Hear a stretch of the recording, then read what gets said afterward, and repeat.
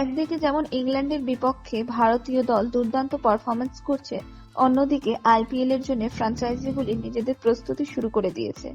সম্ভবত আগামী মাসের শেষের দিকে এই টুর্নামেন্ট শুরু হতে চলেছে।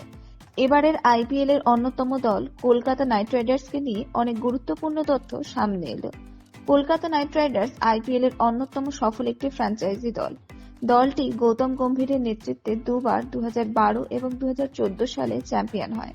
ভারতের বিশ্বকাপ জয়ী এই ক্রিকেটার আবার কলকাতা নাইট রাইডার্সে মেন্টর হিসেবে 2024 আইপিএল এর আগে ফিরে এসেছেন। এছাড়াও নাইট বাহিনী গত বছর ডিসেম্বরে অনুষ্ঠিত আইপিএল নিলামে অস্ট্রেলিয়া পেসার মিচেল স্টার্ককে রেকর্ড দামে ঘরে তুলেছে। অন্যদিকে এই বছর লোকসভা নির্বাচন থাকায় আইপিএল এর সময়সূচি বিসিসিআই এখনো প্রকাশ করেনি, তবে তাদের প্রস্তুতির বিষয়ে গুরুত্বপূর্ণ তথ্য সামনে এলো। কলকাতার বর্তমান কোচ চন্দ্রকান্ত পণ্ডিত থাকলেও এই প্রস্তুতিতে গৌতম গম্ভীর সবচেয়ে বেশি ভূমিকা পালন করবেন বলে জানা গেছে।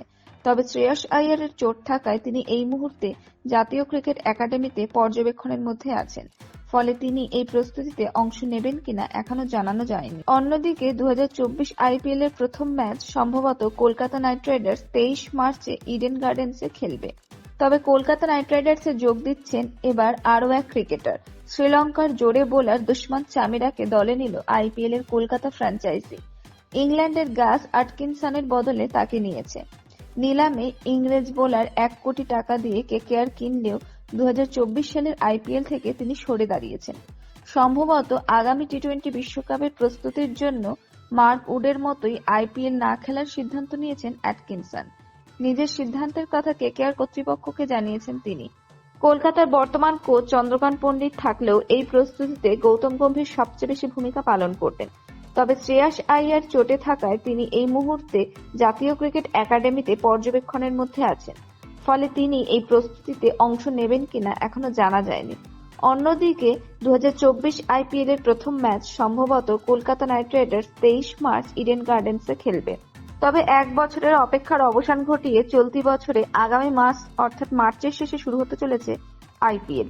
প্রতিটি মরশুমে এই টি-20 টুর্নামেন্টকে ঘিরে ক্রিকেট প্রেমীদের মধ্যে আগ্রহ থাকে তুঙ্গে। এই মধ্যেই দলগুলি তাদের খেলোয়াড়দের নির্ধারিত করেছে। যে সমস্ত খেলোয়াড়রা চোট কিংবা অন্য কারণে নিজেদের প্রত্যাহার করে নিচ্ছেন এই টুর্নামেন্ট থেকে, তাদের জায়গায় নিয়ে আসা হচ্ছে নতুন খেলোয়াড়দের। ঠিক এই সময় শ্রেয়াস আইয়ার নেতৃত্বাধীন কলকাতা নাইট রাইডার্স অর্থাৎ কেকেআর দলে বড় পরিবর্তন ঘটে গিয়েছে। ইতিমধ্যে আইপিএল থেকে ছিটকে গেছেন ফাস্ট বোলার গ্যাস অ্যাটকিনসন। এই অবস্থায় তার পরিবর্তে দলে এসেছেন শ্রীলঙ্কার দুষ্মন্ত চামেরা। গোটা মরশুমের জন্য দুষ্মন্তকে পারিশ্রমিক হিসেবে কেকেআর এর তরফে 50 লক্ষ টাকা দেওয়া হবে। সবথেকে উল্লেখযোগ্য বিষয় হল শ্রীলঙ্কার এই ফাস্ট বোলার দুর্দান্ত সুইং এবং সিম মুভমেন্টের মাধ্যমে ব্যাটসম্যানদের সমস্যায় ফেলতে সিদ্ধহস্ত। পাশাপাশি এর আগে 3টি আইপিএল খেলেছেন তিনি। তার আইপিএল ক্যারিয়ারের দিকে তাকালে দেখা যাবে যে 2018 সালে তিনি রাজস্থান রয়্যালস এবং তারপরে 2021 সালে রয়্যাল চ্যালেঞ্জার্স ব্যাঙ্গালোরের সঙ্গে যুক্ত ছিলেন।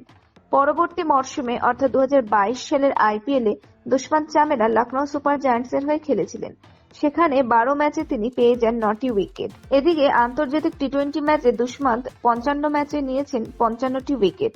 এই অবস্থায় চলতি বছরে কেকেআর দলের সাথে যুক্ত হচ্ছেন তিনি।